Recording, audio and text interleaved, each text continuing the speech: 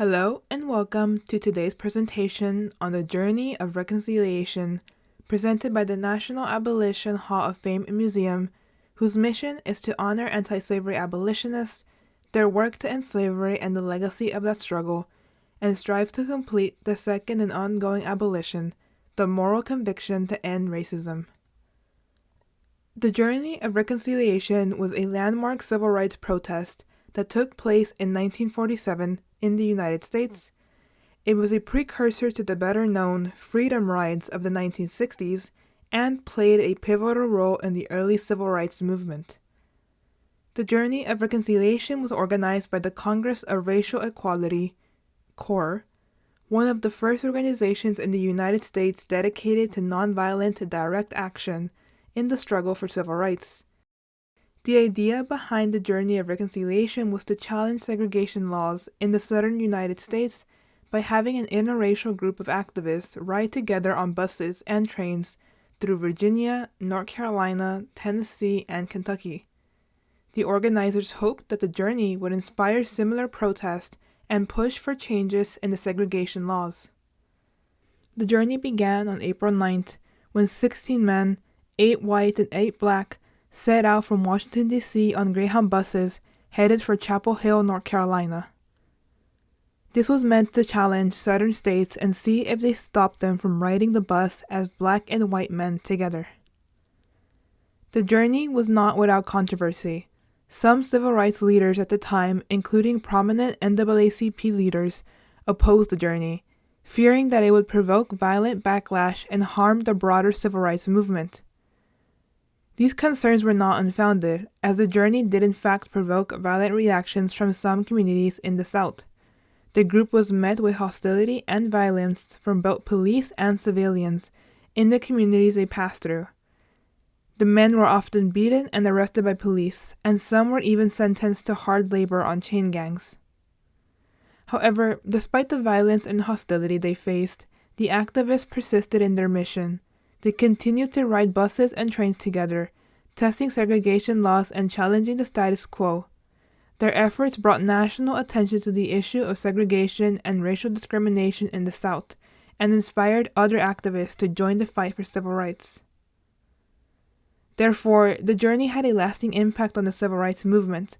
It laid the groundwork for future protests and campaigns, such as the Freedom Rides of the 1960s. The journey also demonstrated the power of nonviolent direct action in the struggle for civil rights, which would become a hallmark of the movement. The Freedom Rides, for example, were a series of protests against segregation on interstate buses and in bus terminals in the southern United States in the 1960s. The rides were organized by the Congress of Racial Equality and the Student Nonviolent Coordinating Committee, and aimed to challenge the segregated nature of public transport in the South. The Freedom Riders, a diverse group of black and white activists, faced violent opposition from segregationists and were arrested and imprisoned for their activism. During the Freedom Rides of 1960, violent racist groups in the South, such as the Ku Klux Klan, fiercely opposed the desegregation efforts of the Freedom Riders. These groups launched attacks on the activists, burning buses and beating and even lynching some of the riders. Local law enforcement and government officials often turned a blind eye to the violence, or even aided the attackers. The threat of violence was very real. For example, during the Freedom Summer of 1964, 3 civil rights activists were killed by members of the Ku Klux Klan in Neshoba County, Mississippi.